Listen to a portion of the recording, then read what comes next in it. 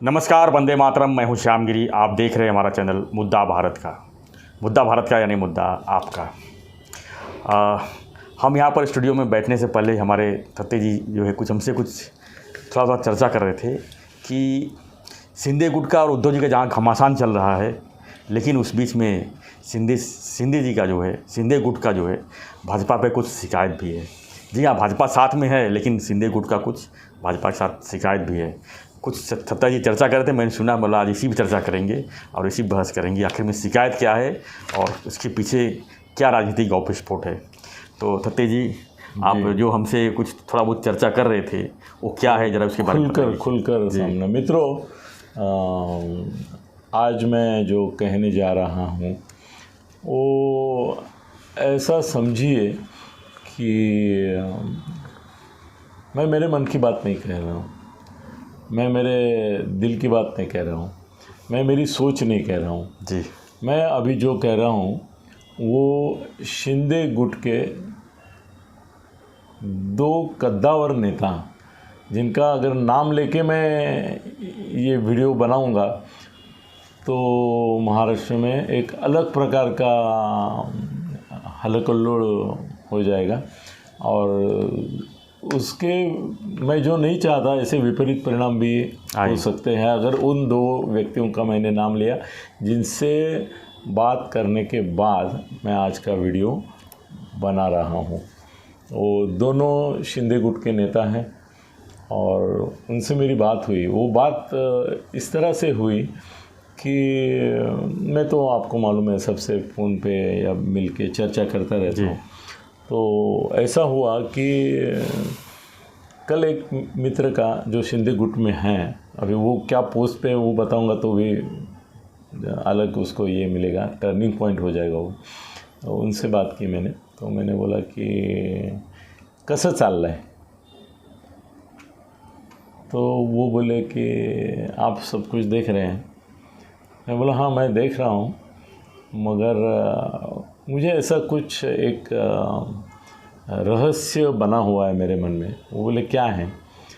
मैं बोला कि मेरे को ऐसा लगता है कि बीजेपी नेता प्रवक्ता जो है, पदाधिकारी हैं, वो फडणवीस साहब और राणे साहब छोड़ के आपको जिस तरह से साथ देना चाहिए शिंदे गुट के इस जो भी चल रहा है उसमें, वो नहीं दे रहे, ऐसा मेरी एक भावना है।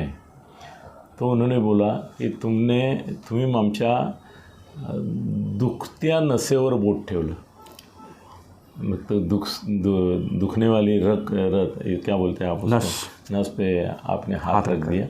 बोले इस विषय पर कि बीजेपी खुल के और दिल से और दिमाग से और ज़ोर से जैसी हमारे समर्थन में आनी चाहिए वैसी नहीं आ रही है। ये भावना आज जब हमारी एक बड़ी मीटिंग हुई सब, जिसमें हमारे महत्वपूर्ण नेता थे, उसमें ये बात उपस्थित हुई थी, जबकि मैंने वो बात को बढ़ने नहीं दिया, तुरंत दबा दिया कि भाई इसके ऊपर मत बोलो, अभी इस समय बोलने का अवसर नहीं है, ये मत बोलो, मगर आप बोल सकते हैं और हमारा जो दर्द है उसको प्रकट भी कर सकते हैं, मगर हम नहीं कर सकेंगे क्योंकि अभी ये वो समय सही नहीं है। शायद मैं आपको भी बोलना चाहिए कि नहीं चाहिए इसके बारे में सोच रहा हूँ। मैं बोला नहीं, मैं तो बोल सकता हूँ। मेरा अपना भी ये जो निष्कर्ष था वो इसी प्रकार का था कि बीजेपी आपको साथ जिस तरह से देना चाहिए उस तरह से शिंदे गुट को नहीं दे रही है। तो मित्रों देखो कि जब से ये शिंदे गुट और ठाकरे गुट की लड़ाई चल रही है उसमें दो तीन चीज़ें मुझे दिख रही है। उद्धव गुट ने सर मीडिया अच्छी तरह से, ठीक है, वो पेमेंट किए बिना कोई चलता नहीं आजकल, तो पेमेंट किए उनको अभिभाव और सुशील और अनय जोगड़ेकर तो उनको वेश्या बिशप क्या क्या कहते हैं और वो कुछ हद तक सही भी बोलते हैं, वो तीनों जो बोलते हैं वो, मगर वो उन्होंने मीडिया अच्छी तरह से उद्धव के गुट ने परचेस करके रखा है। सर अभी तो 2-3 चैनल के बारे में हम बोल रहे थे। अभी तो आज की तारीख में जिस तरह से रिफ्लेक्शन आया है, ये कल जो चुनाव आयोग का चिन्ह के बारे में वो हुआ, उससे आज मेरे पास 15-20 पेपर आते हैं। वो देखते समय मेरे ध्यान में आया, यार इन्होंने तो और भी 1-2 मेजर पेपर खरीद लिए हैं। मतलब उसका देखो, वो समझ में आता है, मेरे जैसा आदमी को समझ में आता है, जिसने ये धंधा किया है वही जानता है कि कौन सा न्यूज़ पेड न्यूज़ है और कौन सा न्यूज़ में ट्विस्ट है और कितना पेड है, कितना जनरली उसका पेमेंट कितना किया गया होगा वगैरह। तो पहली बात तो ये है कि शिंदे गुट जो है वो मीडिया में सर पीछे पड़ रहा है अभी। मतलब पीछे पड़ रहा है, मतलब मीडिया की रेस। एक बात आज मैं ज़रा बोलता हूँ, खुल के बोलता हूँ, क्योंकि मैं शिंदे समर्थक हूँ, उसमें कोई हमने छुपाया नहीं। मैं शिंदे समर्थक हूँ। एकनाथ शिंदे मेरे प्रमुख मित्र भी हैं और थाना में बहुत से लोग तो हैं ही। थाना तो उनका गढ़ है। तो मेरे को ऐसा लगता है कि चुनाव आयोग में बाजी जीत गए अपने एकनाथ शिंदे गुट, एकनाथ शिंदे ही बोलते चलो, मगर मीडिया में हार गए। मीडिया को जिस तरह से, जिस परसेप्शन से, एक कम से कम इंडिपेंडेंट रहो जी, एक अलिप्तता रखो, भाई दोनों का दे दो, समान दे दो कि भाई इनका ये ऐसा हुआ है, इनका प्लस पॉइंट ये था, इनका माइनस पॉइंट ये था, दोनों का दे दो ना। हमको दिक्कत नहीं है, ना एकनाथ शिंदे साहब को है, ना केसरकर को है, ना गुलाब राव को है, ना ये किसी को नहीं है। वो बैलेंस दे दो आप, हमारा कोई उसके बारे में शिकायत नहीं है। मगर ऐसा है कि ये जो मीडिया प्लानिंग है जी, वो उद्धव गुट बहुत अच्छी तरह से कर रहा है। इलेक्ट्रॉनिक मीडिया चलो उन्होंने खरीद ही लिया है, मगर प्रिंट मीडिया में भी आज मैं देख रहा हूँ कि शिंदे साहब का जो तगड़े ढंग से समर्थन होना चाहिए था ना, कम से कम उनकी जो साइड है उसको जो महत्व देना चाहिए था, और उसके पीछे भी कोई लॉजिक है। देखो, हम ये बोलते हैं, मैं भी बोलता हूँ, ऐसा नहीं कि आप बोलते हैं या और कोई बोलता है, मैं भी बोलता हूँ कि भाई दिल्ली में जो है वहाँ पे कोई किसी का इन्फ्लुएंस चलता है, और वो इनडायरेक्टली मैं नाम भी लेता हूँ, कभी नाम लेता भी नहीं हूँ। मैं बोलता हूँ कि मोदी और शाह जो है वो दिल्ली में राज करते हैं, और वो राज सब जगह कोई ना कोई कामकाज करता है, ये भी मैं खुले दिल से बोलता हूँ।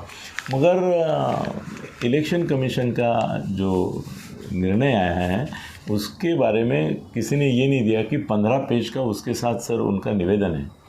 15 पेजेस उन्होंने पूरा लॉजिक दिया है कि हमने ये चिन्ह जो है वो फ्रीज करने के पीछे क्या रीज़न है, उनको दोनों को शिवसेना नाम यूज़ करने के प्रतिबंध करने के पीछे क्या रीज़न है। वो 15 पेजेस दिए हैं, मतलब ऑर्डर 15 पेज का है, ऑर्डर 15 पेज का है। मगर किसी भी मीडिया में, एक ही मीडिया में आया, मेरे को किसी अच्छे वकील ने बताया, मैं वकील लोगों से भी बात करता हूँ आजकल, तो उसने मुझे बताया कि 15 पेजेस में अगर वो 15 पेजेस हमारा मराठी मीडिया, इलेक्ट्रॉनिक और प्रिंट मीडिया सारांश से भी देते हैं तो लोगों को ये कन्विंस हो जाता है कि भाई ये मोदी शाह का प्रभाव नहीं है, ये चुनाव आयोग का बहुत सोची समझी निर्णय है जी, ऐसा लग जाता था। मगर किसी ने भी नहीं दिया। क्यों नहीं दिया? क्योंकि उनको वो माहौल ही सिंपैथी कार्ड जो अभी खेल रहा है, विक्टिम कार्ड, सिंपैथी कार्ड, वो उद्धव के साइड में झुकाव है मीडिया का। वहाँ पे मैं तो सीधा बोलूँगा कि उन्होंने बीकेसी जीता, 1.5 लाख लोग जमा किए, इनके 30-40 हज़ार भी नहीं थे, मगर 1.5 लाख होने के बावजूद, लोग समर्थन बड़ा होने के बावजूद सर बाजी उद्धव जी मार गए। पेपर के हेडिंग देखो ना आप, शिंदे साहब के साइड में गए, इनके मेन में आ गए उद्धव जी के। क्यों? मैनेजमेंट है सर, मीडिया में मैनेज करना पड़ता है, वो उसमें कोई ये नहीं। और सर अगर ये एक दूसरे पे आरोप करते हैं कि ये बोलते हैं कि उद्धव जी ने भी 10 करोड़ खर्चे किए वो मेलावे के लिए, ये बोलते हैं इन्होंने 10 नहीं 25 किए, 50 किए, कुछ भी जो जिसके मन में जो आता है वो बोलता है। मैं ये सोच रहा हूँ कि अगर सच में, चलो ये बसे बिसे उसको पैसा तो लगता है ना सर, और वो जिस तरह से एक इवेंट किया बीकेसी में, सर हो सकता है 40-50 करोड़ खर्चे हुए होंगे, मगर मेरे को आश्चर्य लगता है 50 करोड़ आपने बीकेसी के मेलावे में खर्चा किए और मीडिया में जिस तरह से उसका बाद में आना चाहिए था, उसके लिए आपने कुछ किया नहीं क्या? आप भरोसे पे रहे। क्योंकि क्या किया था कि शिंदे गुट की बीकेसी का मेलावा जो था, उसका एडवर्टाइजमेंट टीवी चैनल्स पे सर हर 5 मिनट के बाद आ रहा था। पेपर में फ्रंट पे था, बस उतना ही था। हाँ, उसके बाद लाखों रुपया, करोड़ों रुपया सर उसके लिए खर्चा किया, मैं जानता हूँ जी।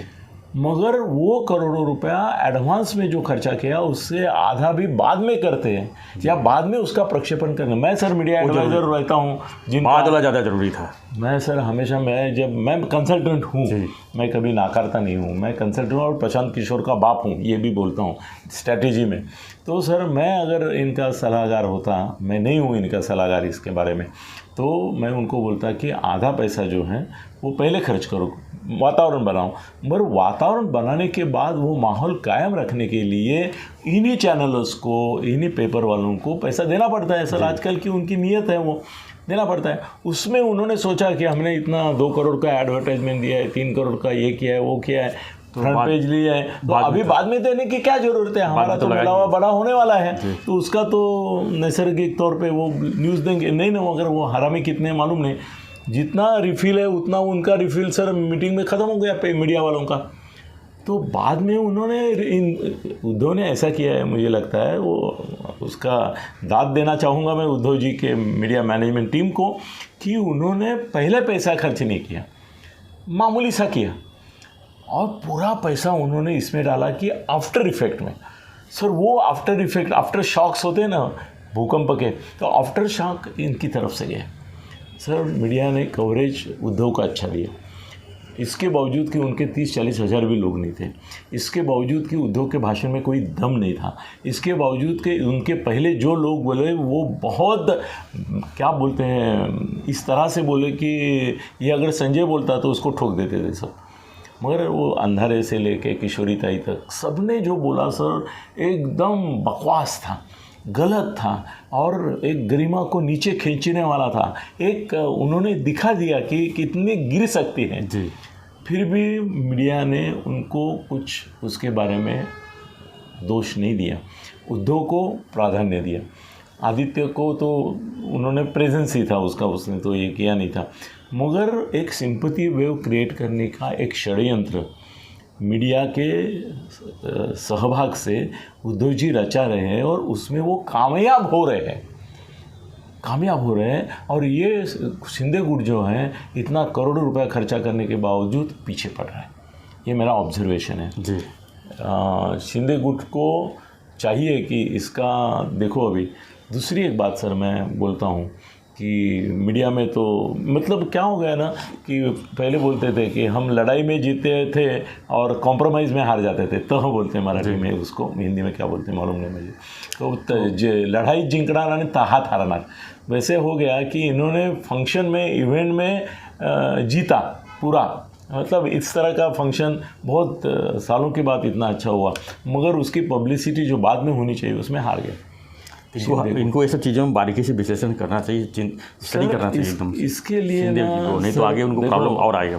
मैं सर ज़िंदगी में इतना आगे बढ़ा, 6 चीफ मिनिस्टर लोगों के साथ भी मेरा मीडिया मित्र करके संबंध रहा, कम से कम सर 50-100 लोगों के कैंपेन मैंने ये किया, और मेरा एक ये है कि मैंने जिसका कैंपेन किया वो कभी हारा नहीं, मैंने जिसका भी कैंपेन किया कभी हारा नहीं, क्योंकि मैं इसका हमेशा बैलेंस करता था जी। मैं ये नहीं सोचता था कि इलेक्शन के या किसी भी इवेंट के पहले क्या करना है, उसके बाद क्या करना है, वो पहले सोचता था, बाद में ये करता था। हाईलाइट करना बहुत हाँ, तो शिंदे गुट जो है वो फेल हो गया सर इसमें। बाद में जो गुट अभी भी ऐसा हो रहा है सर, अभी ये चुनाव आयोग का जो है ना, वो मैं बोल रहा हूँ ना कि उनका जो 15 पेज का जो निवेदन है वो सर सब्सिडाइज करता है, इस बात को दुजोरा देता है, इस बात को मजबूत करता है कि ये निर्णय जो है वो मोदी शाह के दबाव में नहीं लिया गया है। जबकि मैंने ही बोला था कि जहाँ मोदी शाह है वहाँ बात पक्की है। उन्होंने वो 15 पेजेस में ब्रीफ किया था, उसको हाईलाइट करना किसका काम है? शिंदे गुट का है। शिंदे गुट किया नहीं किया उन्होंने, खाली अपने। और देखो ना, आज मैं पेपर का नाम नहीं ले सकता क्योंकि बहुत बड़े पेपर चेन का वो भाग है सर। उद्धव का इतना पूरा हेडलाइन उसको उद्धव का दे दिया है भाई। चिन्ह और इसकी चर्चा तो इन्होंने भी की है।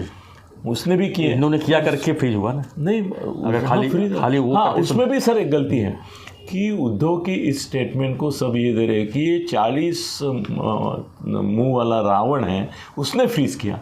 अरे पागल, अरे पागल, अरे पागल, क्या बात कर रहे हैं? इन्होंने फ्रीज किया या चुनाव आयोग ने किया? चुनाव आयोग ने किया सर, चुनाव आयोग ने किया है तो तेरे इसमें दम है ना, इसमें मतलब तुम समझ रहा है, इसमें दम है ना, तो चुनाव आयोग का नाम ले ना, चुनाव आयोग का नाम ले कि चुनाव आयोग एक रावण है जिसने फ्रीज कर लिया, ऐसा बोलो ना। ये 40 लोगों का क्या गलती है? उन्होंने एक एप्लीकेशन डाला, एक निवेदन दिया, एक अर्जी की। आगे जो तुम्हारा फ्रीज करने का काम है ये 40 लोगों ने थोड़ा किया है। अर्जी करना पाप है, एप्लीकेशन देना पाप है, न्याय मांगना पाप है। किया है किसने? चुनाव आयोग ने। बिल्कुल। तुम्हारे इसमें दम नहीं ना चुनाव आयोग का नाम, क्योंकि उनको मालूम है आगे चल के भी चुनाव आयोग के साथ ही बैठना है, उनका ही निर्णय निर्णायक है, इसलिए नहीं किया रहे। और 40 तोंडाचा रावण, अरे रावण बोलना है हिम्मत ना तो चुनाव आयोग को बोल। चुनाव आयोग ने, चुनाव आयोग का जर वो 15 पेज का उन्होंने समर्थन दिया है, वो अगर राजी नहीं होता था तो बोलते थे नहीं, नाम तो कायम रहेगा, उसके आगे पीछे तुमको कुछ जोड़ना है जी, ऐसा भी बोल सकते थे। तो कोई भी निर्णय आ सकता था, और जो भी निर्णय होता वो चुनाव आयोग का निर्णय है। सर, इसमें कामयाब हो गए उद्धव जी, कामयाब हो गए कि ये 40 लोगों ने मिलकर फ्रीज किया है, जबकि ऐसी बात नहीं है। वो चुनाव आयोग ने, ये मैं बता रहा हूं कि 40 लोगों ने कुछ नहीं किया है, उन्होंने खाली अर्जी दी है, फ्रीज चुनाव आयोग ने किया है। तो दोष देना है तो चुनाव आयोग को दो। हाईकोर्ट में तुम्हारी तरफ से निर्णय लगा और मैदान तुमको मिला तो न्याय व्यवस्था सही है। कल सुप्रीम कोर्ट में 13 होने वाला है, उस दिन क्या करोगे? फिर सुप्रीम कोर्ट को हिम्मत होगी बोलने की कि भाई सुप्रीम कोर्ट ने हमारे ऊपर अन्याय किया? वहां बोलेंगे ये 40 रावण मिलके ये किया। उस समय भी इनको ही दोष दोगे। ये गए क्यों? अरे गए क्यों मतलब तुम कोर्ट में जा सकते हो, ये नहीं जा सकते। तुम अर्जी कर सकते हो चुनाव आयोग के सामने जाके, तो ये भी कुछ बोल रहे हैं कि हमारा ये है, हमारा वो है, तो तुम बोल रहे हो, तो उनका भी एक साइड है, वो भी बोल रहे हैं जी। मगर दुर्दैववशात शिंदे के मीडिया एडवाइज़र जो भी है, मुझे मालूम नहीं, उनके नाम मालूम है मुझे, मगर मैं बताऊंगा नहीं, क्योंकि उनका मर्जी है कि उन्होंने उनको बोला है, वो फेल हो रहे हैं सर जी। अब अपना नहीं सर आऊँगा, नहीं सर ये बोलना ज़रूरी है, ये बोलना ज़रूरी है, क्योंकि शिंदे साहब के 40 लोग हैं और 10-12 खासदार हैं सर, 52 लोग हैं। ये 52 लोगों के मुंह क्यों नहीं खुल रहे हैं, ये भी सवाल है। उनमें से 2-4 ही क्यों बोल रहे? क्यों शिंदे साहब ही हर बार बोले?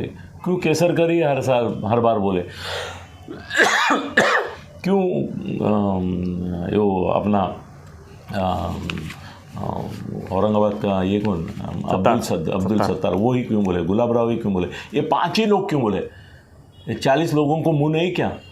शिंदे साहब को सबको इंस्ट्रक्शन देना चाहिए, मंत्री पद चाहिए, हाँ मंत्री पद चाहिए ना, हाँ? तो पार्टी के लिए लड़ने को भी तैयार हो ना, कपड़े संभालने को हम और लड़ने को शिंदे साहब। सर शिंदे साहब के ऊपर सिर्फ शिवसेना अन्याय नहीं कर रही है, मैं तो यहाँ तक नतीजे पर पहुँचा हूँ, ये 40 और 52 जो है उनमें से कम 40 लोग अन्याय कर रहे हैं। अकेले शिंदे साहब का काम है क्या पार्टी बचाना? नया जो समीकरण बना है उसको टिका के रखना, ये शिंदे साहब का अकेला का काम है? अकेला हो ही नहीं पाएगा कुछ भी। नहीं अकेला करेंगे, वो करेंगे। ये जो 40 बैठे हैं वे तुम क्या समझते हो? हाँ, शिंदे साहब का अकेले का काम है। वो मरेंगे ना या उनका कुछ नुकसान होगा तो वो नुकसान में उनसे ज़्यादा तुम्हारा नुकसान होगा। शिंदे साहब है। अभी वो सबसे बड़ी चैलेंज तो ये है कि सबको जिता के भी लाना है आगे की चुनाव, जिता के लाना है, वो तो बात अलग है, मगर मैं सिर्फ आज की बोल रहा हूँ। ये तुम जो 40-50 लोग उनके साथ गए हो, तुम्हारे मुंह क्यों चिपके हुए हैं? क्यों नहीं बात कर रहे हो? अरे शिवसेना में अटर सटर फटर कटर कटर चुटर कोई भी बोल रहा है, कोई भी बोल रहा है। हर एक के इसमें एक औरत है तो रणा रानी की जैसे बोल रहे, मर्द है तो मर्द जैसा बोल रहा है, और तुम 40 लोग छुप बैठे हो अपने घर में, दिल में छुपे हो क्या? लज्जा नहीं आती, शर्म नहीं आती तुमको? बेचारा शिंदे साहब अकेला लड़ रहा है, वो ये तुम्हारा केसरकर लड़ रहा है, उनके साथ में एक 2-3 नाम हैं वो लड़ रहे, बाकी सब चुप। क्यों? तुमको बोलने नहीं आता? अरे तुम 40 मुंह अगर 40 जगह पे टाँव टाँव टाँव टाँव शुरू करेंगे तो इनका आवाज़ दब जाएगा। इनके पास 5-10 आमदार नहीं है और खासदार नहीं है, सब मिला के 15 है, और तुम 40 हो। उनके पास 3 हैं और तुम 12 हो। जरा मुंह खोलो। तुम्हारा करते हुए नहीं बनता है कुछ? अकेले शिंदे साहब का करते हुए बनता है क्या? सर मैं आज ये सवाल शिंदे साहब के साथ जो है ना उनको भी पूछने वाला हूँ और पूछना चाहता हूँ। बीजेपी का जो बात है वो मैं करूँगा ही, मगर इन लोगों को बोल रहा हूँ कि तुम क्यों चुप हो? लड़े वो, जीतेंगे वो, और वो जीतेंगे तो जो फायदे उसके होंगे वो लेने के लिए हम। लड़ो ना, फिर तुम सैनिक बन के लड़ो। तुम ये मत बनो कि तुम्हारे आइवरी टावर में रहोगे और तो मतलब प्रेक्षागृहों में मत जाओ। तुम क्या स्टेडियम में ये हो क्या, स्पेक्टेटर्स हो क्या, साइलेंट स्पेक्टेटर्स? सर मैं उद्धव जी को मानता हूँ कि उन्होंने मीडिया पैसा भले करोड़ों रुपए दिया है उन्होंने, ठीक है, मैनेज तो किया है। तुम्हारे पास पैसे नहीं है क्या? तुम्हारे पास पैसे है, तुम मैनेज कर सकते हो, क्यों नहीं किया? वो क्यों नहीं दिखाया? चलो वो नहीं दिखाया। अरे कैसे है ना, शिवसेना के लोग बकबक करते हैं, इसके लिए उनका छपता है जी। भाई किशोरी पेडनेकर का निवेदन आता है, कोई निवेदन देती है, भले गलत देती है, गलत बोलती है, ठीक है, मगर देती तो है। वो दूसरी एक ताई आई है उनकी, वो भी कुछ ना कुछ बोलती रहती है। वो बोलती है तो उसका न्यूज़ बनता है। अभी एबीपी माझा जैसे ने तो उसको माझा कट्टा पे बोला है, अंधारे को। हाँ क्यों बोला है? क्योंकि वो मक मक मक मक मक मक मक करती है, करके बोला है। नहीं तो उसका स्टेटस जो है, वो माझा का स्टेटस जो है, उसमें वो बैठती नहीं है। फिर भी उनको टीआरपी मिला ना, टीआरपी मिला, उसके लिए उन्होंने उसको बुलाया, उसको हीरोइन बना के रखा एबीपी। तुम्हारे पास कोई नहीं है, तुम्हारे पास बोलने वाले नहीं है कोई, है ना, तो उनको आगे करो ना। क्या है ना, नरेश मस्के और केसरकर, ये दो उनके प्रवक्ता बोलते हुए दिखते हैं। सर दोनों इतने सभ्य, सुसंस्कृत, शांत, और क्या बोलते हैं ना, वो ऐसे बैठ के जो बोलते हैं ना, तब ऐसा लगता है कि भाई स्कूल में टीचर आए हुए हैं और बच्चों को पढ़ा रहे हैं। केसरकर भी है ना, वो टीचर है, और हमारा मस्के मेरा अपना दोस्त है, तुम्हारा भी दोस्त है, मेरा भी दोस्त है, पर वो जब बात करता है तो प्रवक्ता नहीं लगता है, वक्ता नहीं लगता है, नेता नहीं लगता है, वो शिक्षक लगता है। मुलांनो, असं आहे त्याचं तसं आहे म्हणून हे असं आहे म्हणून हे असं आहे। सर ये लड़ाई छिड़ गई है अभी, उसमें कैसा जोश चाहिए, जैसा जल्लोश चाहिए, पूरे शिवसेना के शिंदे गुट में मुझे वो जोश। अभी तो इनका नसीब है संजय बाहर नहीं है, अगर संजय बाहर होता तो हालत ख़राब कर देता था इनकी। अब संजय बाहर आएगा तो उद्धव की हालत ख़राब करने वाली है, वो अंदर की बात है, पर वो अभी नहीं बोलेंगे, हम उसके बारे में अलग कभी बोलेंगे। मगर उद्धव बाहर नहीं है, हमारा संजय बाहर नहीं है, वो होता तो हालत ख़राब कर देता था।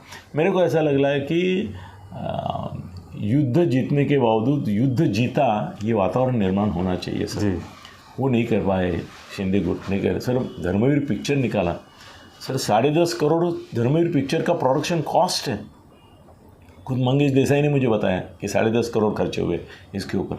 मैं बोलता हूँ धर्मवीर पिक्चर ने कितना माहौल बनाया कि नहीं?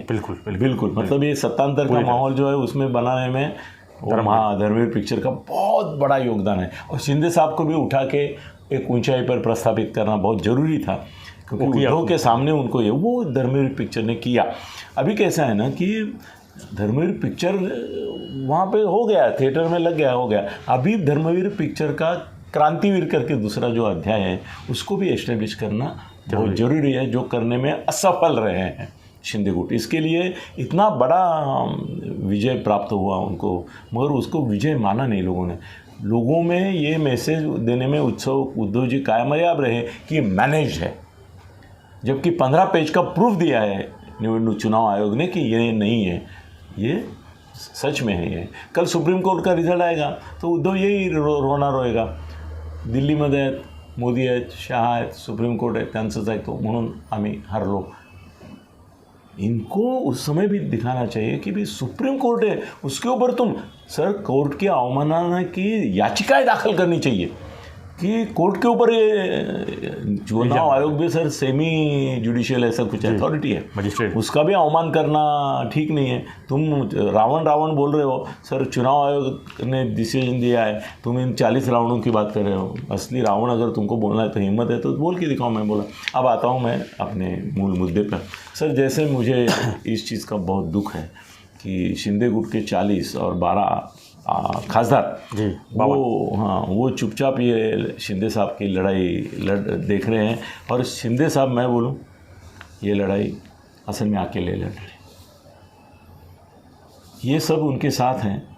ये सब जो हैं वो शिंदे साहब जब जीतते कब है, और वो जो जीत का चषक लाएंगे, वैसे तो लाया ही है उन्होंने, ट्रॉफी, सत्ता का ट्रॉफी जो लाया है, उसको फोटो निकालते समय सर ये करके बैठेंगे सर, कि जैसे ये युद्ध जो जीता सर, सुप्रीम कोर्ट में भी जीतने वाले हैं, चुनाव आयोग में जीतने वाले हैं, सब जगह हार होगी उद्धव की, मगर लोगों की सिंपैथी रहेगी उद्धव के साथ। क्यों?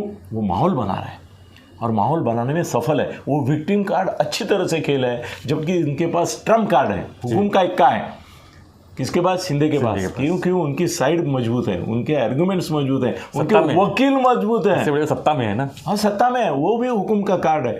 मगर चुनाव मतलब ये जो माहौल है वो उनकी तरफ घुमाने में वो असफल हो रहे हैं, ये बात सही है। अभी और एक मेरा दिल का दुखड़ा है जो मैंने किसी शिंदे गुट के लीडर के साथ शेयर किया, तो उसने बोला कि आप इसके बारे में बोल सकते हैं, हम नहीं बोल सके, मगर आप जो बोल रहे हैं वो हमारी भी दुखती नस जलापन बोल तो वो है।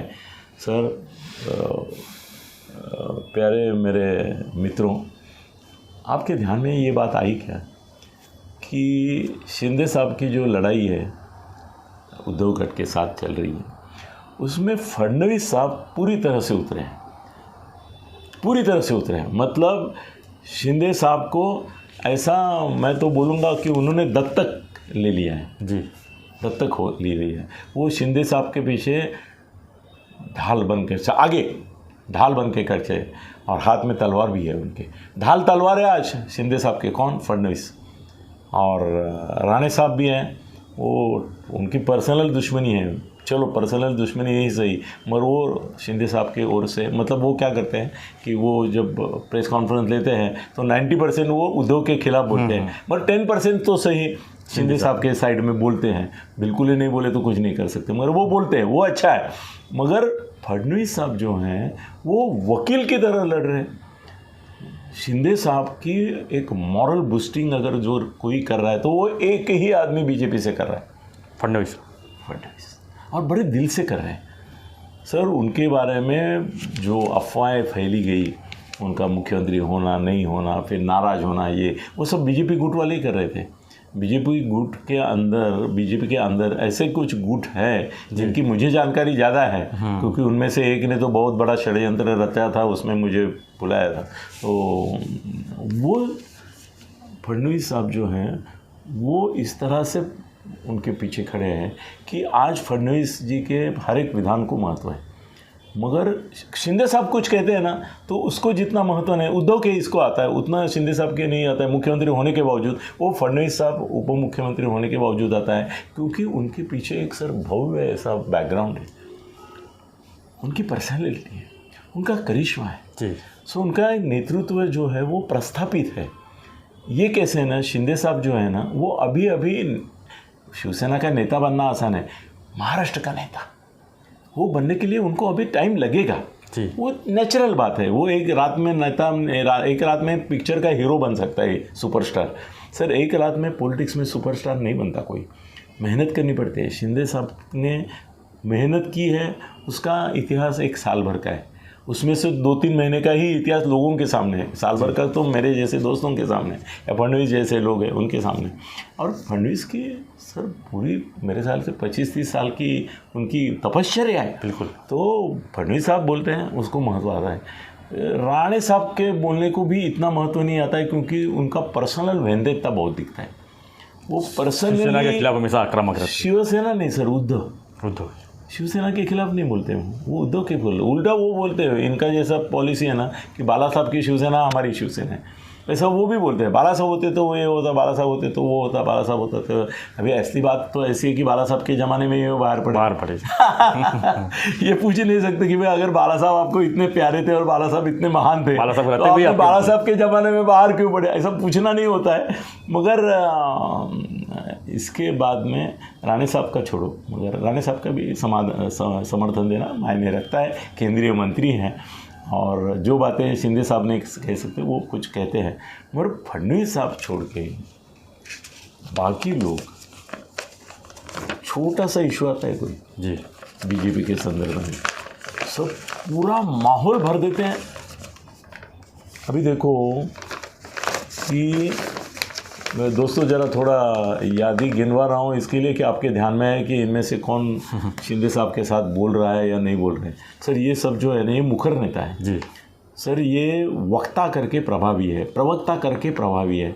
इनके स्टेटमेंट्स को मीडिया में समर्थन मिलता है, मीडिया में जगह मिलती है। शिंदे साहब का अभी ऐसा हो रहा है कि शिवसेना के 10 नेता बोल रहे हैं, 10 नेता बोल रहे हैं, इसलिए एक पेज में 10 जगह शिवसेना का न्यूज़ आ रहा है। वो किसके खिलाफ आ रहा है? शिंदे साहब के। इनके फडणवीस और राणे साहब तो अदुन मदुन, मतलब बीच बीच में आके बोलते हैं। फडणवीस साहब कंसिस्टेंटली बोलते हैं, मगर फडणवीस साहब का कितना न्यूज़ देंगे? एक दे देंगे, बाकी ये जो है वो बोलते नहीं है। ये अगर सब बोलना शुरू कर देंगे तो 10-20 लोग बोलेंगे, उनका छोटा छोटा स्टेटमेंट भी आएगा तो एक माहौल बनेगा। फडणवीस बोल रहे हैं, राणे बोल रहे हैं, किरीट सोमैया किधर है? किरीट सोमैया मुंबई में खाली। सर मुंबई में भी उसने बोला कि शिंदे साहब की सर वो बात, बाकी बातें छोड़ो, मैं सिर्फ एक मुद्दे पे बात कर रहा हूँ। शिंदे साहब की तरफ से बोलना क्या और कितना बोला, कुछ नहीं। आते जाते तुम जाते रहते ऐसा धक्का मार के गए, वो उसको नहीं बोलता हूँ, सीधा जाके टक्कर लिया क्या, मैं टक्कर लेने की बात कर रहा हूँ। अभी शिंदे गुट के समर्थन में बीजेपी के टक्कर लेने वाले जो नेता, जिनको मैं समर्थ मानता हूँ, आप सबका नाम मैं ले रहा हूँ, इसमें याद रखो कि मैं आपको समर्थ मानता हूँ, आपके वक्तृत्व की दाद देता हूँ। आप जो मुद्दे उठाते हो वो बहुत मायना रखते हैं और उससे माहौल बदलता है। इसलिए मैं आपको दोष दे रहा हूँ, मगर आपके गुण के लिए दोष दे रहा हूँ जी। कि ये गुण आप में होते हुए आप शिंदे के समर्थन में नहीं आ रहे, ये गलत है। आप सबको उठना चाहिए, आप सबको बोलना चाहिए। और मैं अगर नाम लूँ कि किसने मुझे बताया कि बीजेपी मेरे को समर्थन में जितना चाहे उतनी संख्या में नेता नहीं आ रहे, आपके हाल मतलब आप हैरान तो हो जाएंगे, होश भी उड़ सकते हैं। ऐसे आदमी ने मुझे बताया कि बीजेपी के सभी लोग मेरे जिस तरह से आने चाहिए वो नहीं आ रहे। हाँ चलो वो नाम नहीं लेते हम लोग। किरीट सोमैया क्या कर रहे हैं? प्रवीण दरेकर सर कितना मुखर आदमी है। आज उनका जो बोलना रहता है उसको हमेशा जगह मिलती है, बहुत जगह मिलती है। क्या बोले, कितना बोले आप शिंदे साहब के तरफ से? अभी तो बोलना जरूरी था, बोले नहीं। प्रवीण दरेकर, चित्राताई वाघ, सर ये इनकी 2-3 औरतें बोल रही है, उनसे चित्राताई के बोलने में एक डिसिप्लिन है, मुद्दा ऐसा बोलती है वो, और इस प्रभावी ढंग से उनका करिश्मा है एक पर्सनैलिटी का, ऐसे बोलती हैं कि सामने वाला कन्विंस हो जाता है। वो अगर शिंदे गुट के साथ रहते हैं, मतलब बीजेपी की तरफ से, मेरे को ऐसा लगता है कि ये समय बीजेपी वाले समझ रहे हैं कि ये लड़ाई जो है उद्धव और शिंदे की खाली है। वो गलत है ना, यही मेरे लगता है सर। नहीं सर, ऐसा नहीं, अगर ऐसी सोच है आपके तो वो गलत है। देखो शिंदे साहब को प्रवृत्त बंड के लिए, उठाव के लिए करने वाली, उकसाने वाले फडणवीस साहब, ये मैं जानता हूँ और आप सब जानते हैं। आपने इसको वहाँ से बगावत करने पे मजबूर किया है, ये बात है। वो भले बोलते हैं कि हमने उठाव किया, वो कला, और बीजेपी की महाशक्ति नहीं होती तो वो नहीं करते। अब वो महाशक्ति के जो शक्ति बिंदु है वो क्यों नहीं बोले? चित्राताई अरे किशोरी पेडणेकर बोलते आणि तुमच्यासारखी एक वक्तृत्वामधली, नेतृत्वामधली झाशीची राणी गप्प बसते, म्हणजे काय? तुम्ही कशाने बोलत? चंद्रशेखर बावनकुळे पक्ष के अध्यक्ष हैं, उनको कितना एग्रेसिवली आना चाहिए, वो नहीं आ रहे। मैं सिर्फ एक मुद्दे पे बोल रहा हूँ, शिंदे गुट का समर्थन, बाकी कोई मुद्दा नहीं मुझे चाहिए, बाकी तुम क्या बोलते हो मेरे को लेना देना नहीं। चंद्रकांत दादा पाटिल सर बहुत सारी बातें करते हैं, बहुत नहीं चाहिए, वो भी बोलते, स्टेटमेंट ही नहीं आया कुछ, एक स्टेटमेंट आया छोटा सा चिंकू पिंकू आता है सर, वो खुल के सामने आके वो, मैं क्या बोल रहा हूँ, धक्का मत मारो, धड़क दो। गिरीश महाजन, पंकजा का नाम नहीं लूँगा, क्यों अपनी लड़ाई लड़ रही है बेचारी, वो बीजेपी के साथ ही लड़ रही है, वो इधर क्यों आएगी, वो नहीं आएगी। राधाकृष्ण विखे पाटिल मंत्री है, महसूल मंत्री है सर महाराष्ट्र के, कुछ बोल रहे हैं, बोलना चाहिए उनको। बिल्कुल। राव साहब तुम्हारे दानवे, उनको बोलना चाहिए।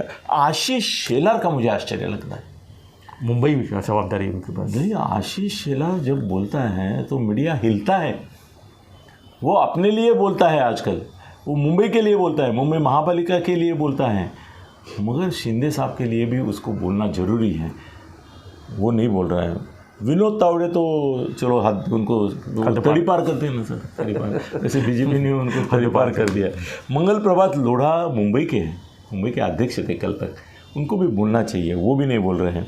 सर राम कदम अलग अलग विषयों पर बोलते हैं, मगर ये इस विषय पर धड़क देना जरूरी है, वो नहीं दे रहे हैं। अतुल भातखळकर मेरा दोस्त है सर, वो ऐसा एक युक्तिवाद करता है, वो सामने वालों को निरुत्तर कर देता है। मगर अतुल भी जिस तरह से आना चाहिए, केशव उपाध्याय वो भी एक तगड़ा प्रवक्ता है, वो भी जिस तरह से आना चाहिए नहीं आ रहा है। सुधीर मुनगंटीवार वगैरह, बहुत बड़ी लिस्ट है। भाजपा में जो मेरे मित्र हैं उन सबको मैं आगाह करना चाहूँगा कि आप खुलकर सामने नहीं आए और ये लड़ाई में शामिल नहीं हो रहे, ऐसी भावना शिंदे गुट में फैल रही है। मेरी तो भावना ये भी फैल रही है कि शिंदे गुट में भी खुद शिंदे छोड़ के और 1-2-3 लोग छोड़ के बाकी उनके लोग भी कातड़ी बचाओ, तो अपन म्हणतो कातड़ी बचाओ। मगर कल अगर कुछ उल्टा सीधा हो गया तो इनका मैं गारंटी नहीं दूंगा। जो चुप बैठे ना, उनके बारे में मेरे मन में शक है कि चुप क्यों बैठे वो, उनको खुल के आना चाहिए और बीजेपी की जिम्मेदारी बनते हैं। फडणवीस सर,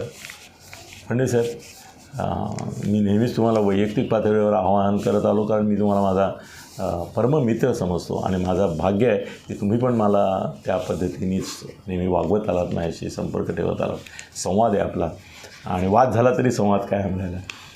तुम्ही तुमच्या लोकांना कामाला लावा, सगळ्यांनी बोललं पाहिजे आणि जर तुम्ही बोलला नाहीत तर मग लोकांच्या पुढे अनिल परब, नीलम गोरे, अरविंद सावंत, किशोरी पेडणेकर, आदित्य ठाकरे, वरुण देसाई, हर्षल प्रधान, सुषमा अंधारे, अनिल देसाई, सुभाष देसाई, ऐसे लोग माहौल बनाते जाएंगे और उसकी वजह से देखो अनिल देसाई लाइव आ गए। इनके सब लोग बोल रहे हैं सर, उनकी ताकत है नहीं, हैसियत है नहीं, उनका कुछ है नहीं, शिवसेना के लोग बोल रहे हैं और उसकी वजह से माहौल बन रहा है। और ये रहे शिंदे साहब, ये लड़ाई मनोवैज्ञानिक वॉरफेयर है, साइकोलॉजिकल वॉरफेयर। यस। आप जमीन पर जीत रहे हैं और साइकोलॉजिकल वॉरफेयर में हार रहे हैं, ऐसा मैं बोलूँ। लोगों का दिमाग नहीं जीत पा रहे, लोगों का दिल जीतना है सर, दिमाग नहीं। दिमाग जीतेंगे तो भी फायदा नहीं, दिल जीतना है। तो दिल की लड़ाई, जीतने की लड़ाई आपको जीतनी है। और बीजेपी को मैं आह्वान करूँगा और ये भी मैं उनको इशारा देना चाहता हूँ कि आपकी जो चुप्पी है फडणवीस और राणे छोड़ के बाकी लोगों की, उसके ऊपर शिंदे गुट के ऐसे नेता नाराज है कि जिनकी नाराज़गी आज नहीं तो कल आपको भी नुकसान कर सकते। धन्यवाद तत्ते जी। तो आज तत्ते जी हमारे थोड़ा वीडियो बड़ा हो गया होगा, लेकिन उसने चर्चा उन्होंने काफ़ी गंभीर किया है कि शिंदे और भाजपा को जो एक साथ जब चल रहे हैं तो एक साथ एक दूसरे का मदद भी करना चाहिए। और लड़ाई तो हालांकि हर एक ने फडणवीस का रूप धारण करना चाहिए, हर एक बीजेपी का नेता फडणवीस बनना चाहिए, हालांकि लड़ाई, और हर एक शिंदे गुट का नेता शिंदे बनना चाहिए। हालांकि लड़ाई उद्धव और शिंदे गुट की ज़रूर है, लेकिन शिंदे जी ने जो लड़ाई लड़ा है वो भाजपा के लिए कहीं ना कहीं ज़रूर लड़ा है, क्योंकि सत्ता जो है भाजपा के साथ में ही बनी हुई है। तो हम अपेक्षा करेंगे हमारा वीडियो देखते रहिए और सब्सक्राइब करते रहिए और लाइक शेयर भी करते रहिए। धन्यवाद। जय हिंद, जय महाराष्ट्र।